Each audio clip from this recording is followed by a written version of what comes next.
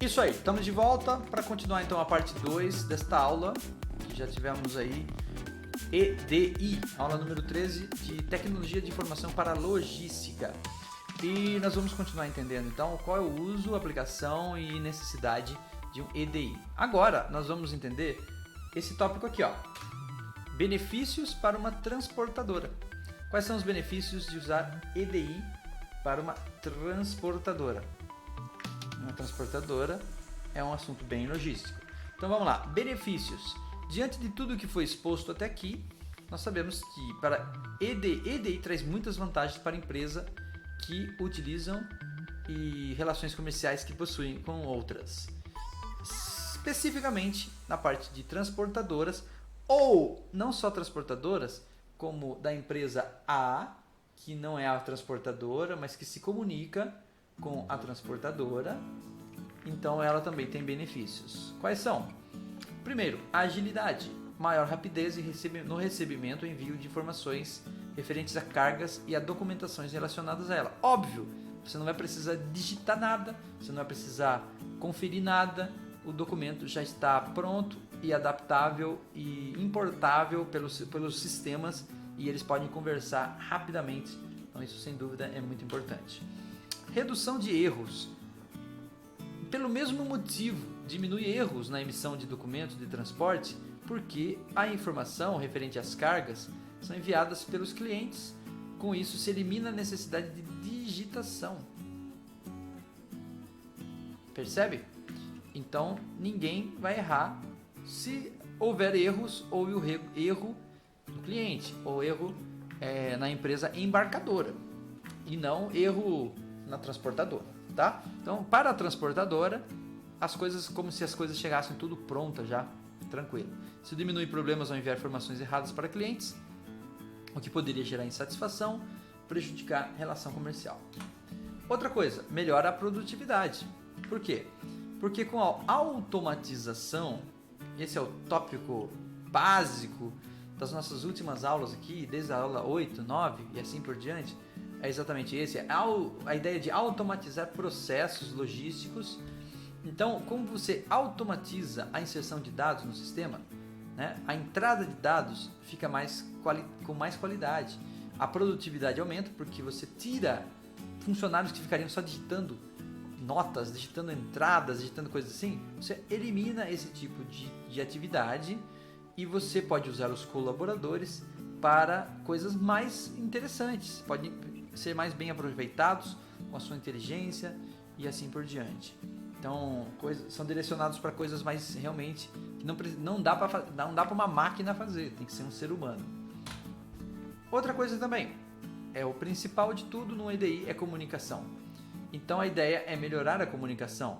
Então o uso de EDI possibilita o envio de informações para clientes, ou para embarcadores, ou para destinos, e rastreamento de cargas, incidência de ocorrências de transporte de uma forma legível, clara. Perdão? Uma forma muito clara. Uma comunicação que todo mundo entende, como essa comunicação aqui entre esses dois amiguinhos. Isso não é bom? Isso é ótimo. Não tem ruído na comunicação. Consequentemente, isso gera uma redução de custos. Então, a automação do envio de dados reduz gasto de papel para imprimir faturas, custo que se gasta com envio de documentos, nada disso mais, tudo automatizado, tudo eletrônico, redução de custos também na produtividade, eliminação de retrabalho, porque não tem erro, não precisa fazer retrabalho, retrabalho é custo, e rapidez em concluir tarefas. Rapidez é importante, porque dá tempo de você ganhar mais dinheiro, se você já conseguiu trabalhar. De maneira geral, além de ajudar nas operações, esses benefícios também impactam nos resultados da empresa, no que diz respeito à relação com os clientes. Por quê? Porque você fica mais ágil, não ter falha na comunicação. Ninguém gosta de não ser entendido, de fazer um pedido e chegar errado, de quantidade errada. Isso é horrível. Isso é horrível para a reputação de uma empresa. Então, EDI ajuda a reduzir tudo isso. E para o embarcador? Nós vimos as vantagens para a empresa de transporte. E para o embarcador? Então, digamos que o embarcador seja um e a empresa de transporte seja outro. Para o embarcador, temos várias vantagens aqui. Assim como a transportadora pode se beneficiar do EDI e as empresas embarcadoras também. Quais são? Por exemplo, maior eficiência na auditoria de fretes. A empresa quer controlar, ela contrata uma empresa de transporte, mas ela quer ter certeza de que está tudo correto, não está havendo desvio e coisas assim. Então, quando as informações das faturas das transportadoras é recebida via EDI, se elimina a necessidade de digitar dados manualmente, aumenta a rapidez na conclusão da atividade, diminui o tempo necessário para realizar conferência de valores de frete. Então, a auditoria de fretes também fica mais rápida e isso reduz custos. Perdão? Aumento da qualidade da comunicação. Então, isso já é o que nós mais falamos aqui sobre EDI. Como você trabalha com duas empresas, eu desenhei diversas vezes isso, e o sistema, aqui é o sistema A, aqui é o sistema B, ou ao contrário, você tem sistemas diferentes conversando, mas você padroniza a estrutura dos formulários, dos documentos, e as informações então ficam iguais. Essa organização garante um bom nível de qualidade de serviço e serviços bem alinhados, você e os seus parceiros. De maneira geral, as vantagens para o embarcador são similares aos alcançados pela transportadora. O que muda é a forma como as atividades são realizadas e como os efeitos positivos das mudanças impactam. É a questão da qualidade de serviço. Bom, diminuição de erros e redução de custos. Estamos chovendo no molhado aqui, já falei isso. Diminui erros de digitação, informações mais confiáveis, não tem que redigitar, não tem retrabalho. Aumento de eficiência da equipe, que pode trabalhar mais produtivamente em alguma coisa, reduz custo.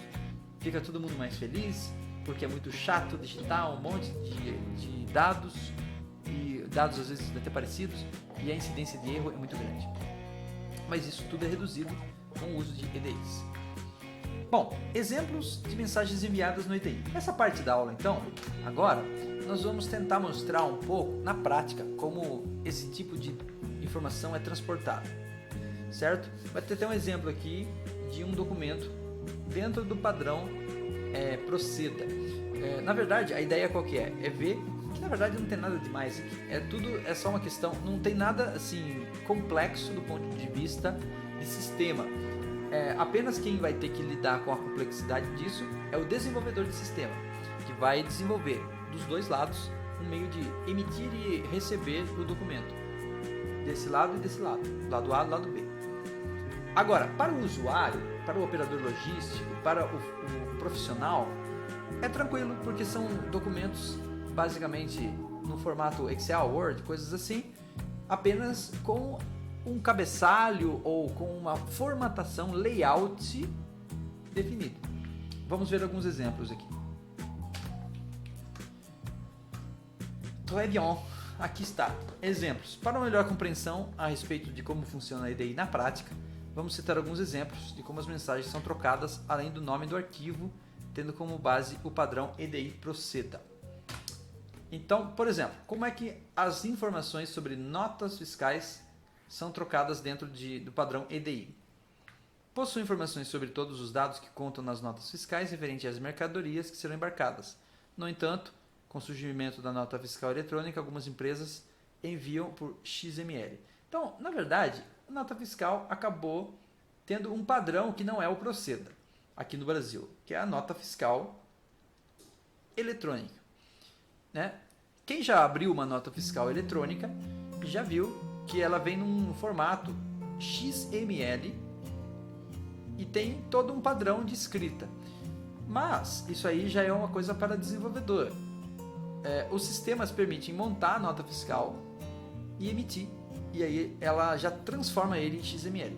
E outros sistemas permitem receber a nota fiscal e abrir ela e enxergar ela.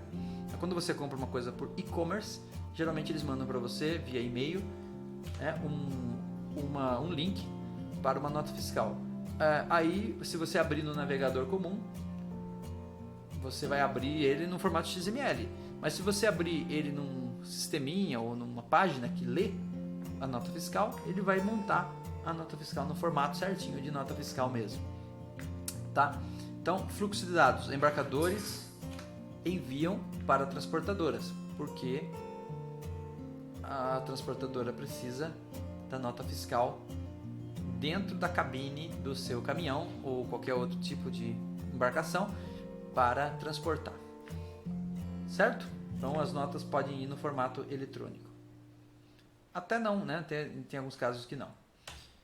Bom, outro tipo de comunicação, conhecimento de transporte. Aí o nome do arquivo por convenção é CONMB, de embarcação, de conhecimento e embarcação. Possui os dados referentes aos conhecimentos de transporte gerados pelas transportadoras. Em casos em que existe essa operação de redespacho, o arquivo é enviado de uma transportadora para outra. Então, quando há uma troca de transportadora aí. Mas quando é um embarcador para a transportadora, então eles enviam isso aí. As transportadoras enviam para embarcadores o tipo, o CT, né? Conhecimentos de transporte, num formato padrão também. Este arquivo, chamado OCOREN, é uma lista que contém informações sobre todas as ocorrências, por isso que começa com OCO, relacionadas a mercadorias durante o transporte. OCOREN de ocorrências, OCOR de ocorrências, e aqui deve ser de em alguma outra coisa. Isso envolve atrasos na entrega, avarias, extravios, certo? Então, é as transportadoras que enviam para embarcadores. Veja que a comunicação não é só embarcador, transportadora. Essa comunicação é de duas vias. Pré-fatura de transporte. Aí o nome do arquivo vai ser pré-fat. É um documento espelho que informa todas as faturas que já estão liberadas para faturar e realizar o pagamento. É uma lista padronizada. Os embarcadores enviam para transportadoras. Documento de cobrança. Nome do arquivo, DOC-COB. É um documento que informa a lista de conhecimentos de transportes liberados para pagamento. Transportadoras enviam para embarcadoras, né? Então as transportadoras dizem, ó, já entreguei esses produtos, quero receber. Exemplo de arquivo enviado para a transportadora. Esses que eu citei antes aqui, então, são tipos de arquivos padronizados dentro do sistema Proceda. Aqui já é um exemplo. Ó. Quando o embarcador enviar o arquivo EDI para a transportadora, precisa informar os dados que constam nas notas fiscais. O que vai ter nesse arquivo então?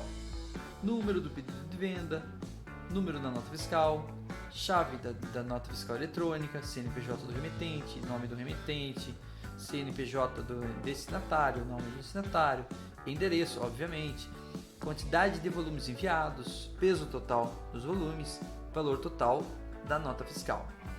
Então, os relatórios podem conter outras informações dependendo dos critérios, mas basicamente é isso daí. Isso não é a nota fiscal, é um arquivo com os dados da nota fiscal que a transportadora precisa. Um outro exemplo, um arquivo enviado para o cliente com relações aos CTs emitidos. Então a transportadora faz emissão dos CTs, né, conhecimento de transporte, enviado por EDI para o embarcador, contendo número do CT eletrônico, valor do frete, chave do CT eletrônico, data da previsão de entrega, valor de SMS recolhido. Então essas trocas de informações são emitidas por os seus sistemas particulares. Mais um exemplo, arquivo enviado para o cliente com relações às faturas. Outra situação que a transportadora envia arquivos para os clientes é de informações com respeito a faturas que serão cobradas. Então ele passa o número da fatura, número das notas fiscais, número da total. Ele vai cobrar várias entregas juntas, faturas, data de vencimento da fatura. É muito comum que antes desse processo seja enviado o documento espelho para que os embarcadores possam fazer a auditoria do frete. Caso esse arquivo seja auditado e aprovado, só então a transportadora envia a fatura para pagamento. Mais um exemplo. Na verdade aqui é o exemplo de fluxo de transporte, né? Fluxo de transporte. Então, como é que ocorre essas coisas todas, né? Isso aqui já não é um exemplo de documento, é um exemplo da ordem, né, das coisas. Como é que essas coisas ocorrem na prática? Elas ocorrem então durante a liberação de cargas e transporte da seguinte forma. Primeiro, na hora que os veículos são carregados, o embarcador envia o arquivo NOT-FIS, notas fiscais, para a transportadora, informando a relação de mercadorias e dados constantes nas notas fiscais. E a transportadora vai mandar 10 pedidos. O embarcador pode mandar 10 pedidos para 10 diferentes destinos, 10 notas fiscais ou mais, porque um pedido pode ter mais de uma nota fiscal. Ele vai mandar então esse arquivo com todos, de uma vez só. Com base nesses dados, a transportadora realiza a emissão dos CTEs e envia o arquivo CON-EMB para o embarcador, saiba quais são as informações contidas nos conhecimentos de embarcação. Depois, a transportadora realiza o rastreio do transporte e a cada mudança de status analisa no seu TMS. TMS é o seu sistema local de transporte, Manager System, Transport Manager System, que controla tudo isso, de acordo com a periodicidade que é definida na fase de implementação do IDI. Os arquivos ocorrentes são enviados para o embarcador. E na parte dos embarcadores, o fluxo de auditoria é: na segunda fase do serviço, envolve descarga, auditoria do frete, envio de fatura e troca de mensagem. Então, já enviei o produto já está entregue e assim por diante. Então, a transportadora envia um arquivo ocorrente para o embarcador, sinalizando que a entrega foi realizada. Ocorrências. O embarcador faz uma análise das informações recebidas e gera uma pré-fatura, enviando o arquivo pré-FAT para a transportadora, informando quais CTEs são liberadas para cobrança. A transportadora utiliza o seu TMS, que também a transportadora também tem o seu sistema, para gerar uma fatura de cobrança para o embarcador. TMS, Transport Manager System, baseando-se nos documentos que já foram auditados e liberados. Assim, ele envia o documento DocCob de cobrança, documento de cobrança, para o embarcador, para que a sua vez lance as informações do seu sistema e faz a programação de pagamento. Percebe que tudo isso está acontecendo da seguinte maneira: o embarcador usa o seu sistema para gerar arquivos, 1, 2 ou 3, e envia para o sistema da transportadora, que lê esses 3 arquivos, que também gera 1, 2 ou 3 arquivos e envia para o embarcador. E eles conversam, ninguém digita nada, ninguém fala nada, ninguém precisa fazer telefonemas, ninguém precisa, porque é tudo por meio dos arquivos padronizados. Da hora, né? Gostou da ideia?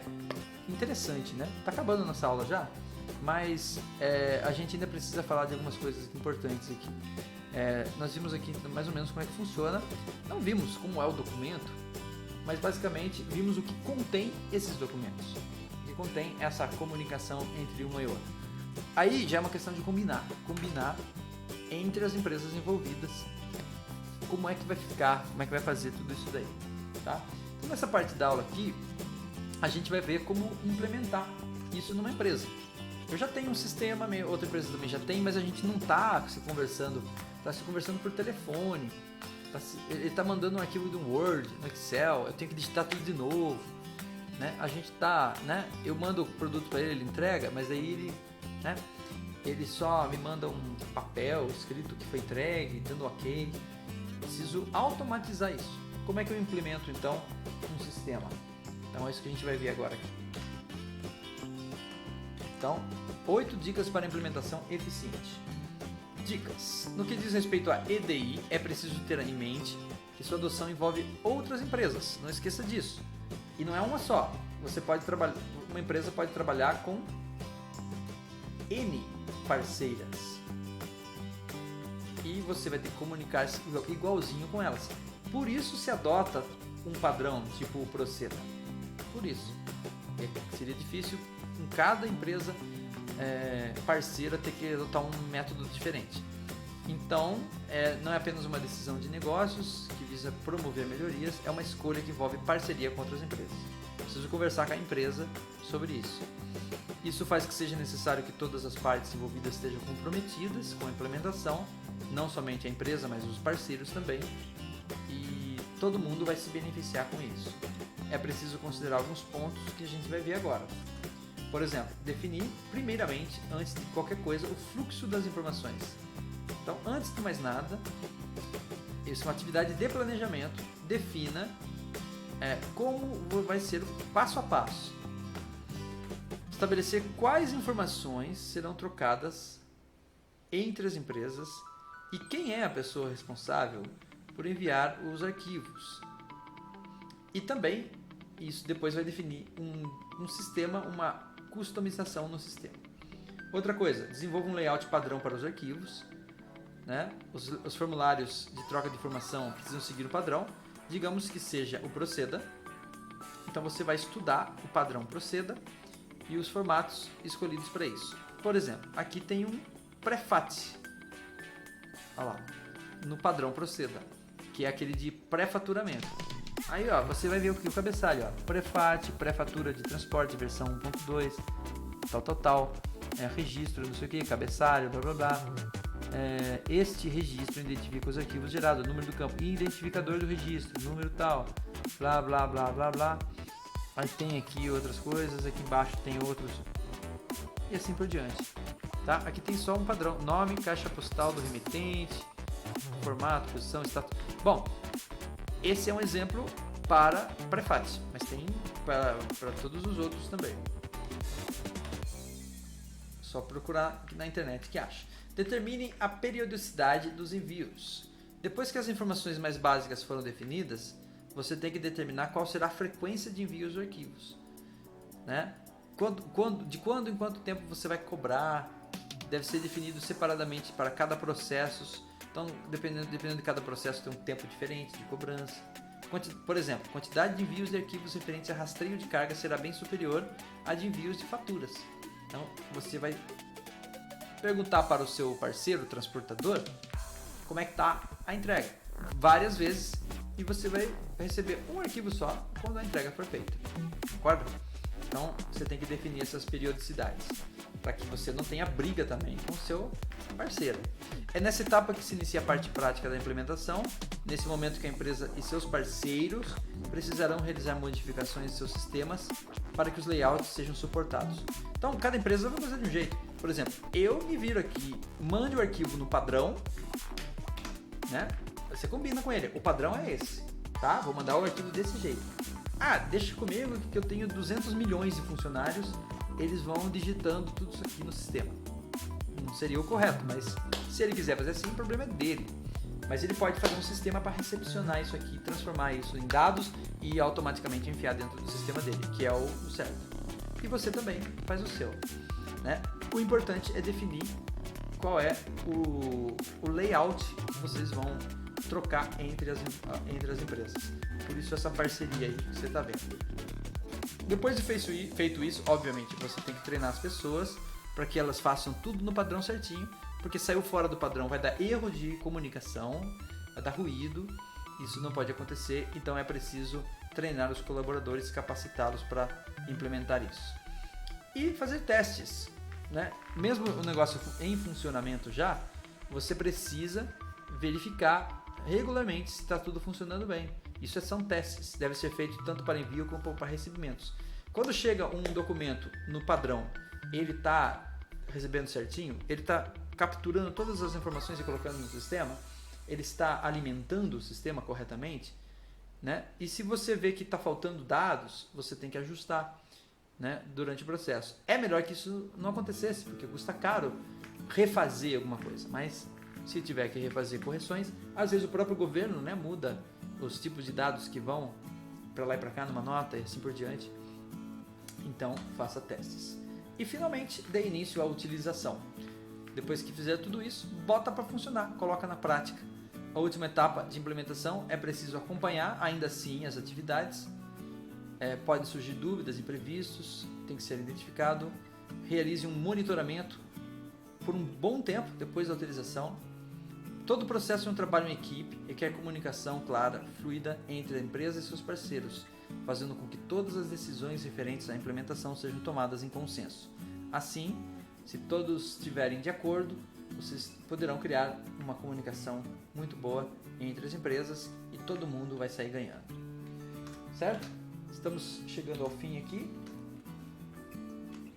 desta aula e fica só algo para pensar, né? Fica algo para pensar sobre EDI, né? Só resumindo, EDI não é um sistema de informação, mas é um protocolo que os sistemas de informação precisam reconhecer, precisam ler, precisam capturar, precisam enviar, precisam, entendeu? Então está completamente ligado, especialmente a sistemas como ERP, como TMS, Transport Manager System, certo? Eles precisam ler e escrever arquivos do tipo padronizado EDI para que haja um interchange, um intercâmbio aí, né, de informação, certo? Para concluir, algo para pensar aqui que eu coloquei. Como você pode ver, o EDI é um excelente recurso para que as empresas consigam melhorar a comunicação com seus parceiros de negócio. Aliado à logística, ele permite tornar as operações mais precisas, eficientes e ágeis. É fundamental, então, para a logística. Os benefícios proporcionados pela utilização de um EDI, ao mesmo tempo que fortalece as relações comerciais, aumenta a satisfação dos clientes e melhora financeira também. Todo mundo fica feliz e essa é a dica do nosso EDI para você. E se você tem uma empresa ou se você trabalha numa empresa que tem comunicação com parceiros, que ela possa ser feita usando esse tipo de comunicação eletrônica. Beleza? Obrigado, agradeço a todos vocês. Nós ficamos por aqui então. Até uma próxima. Valeu!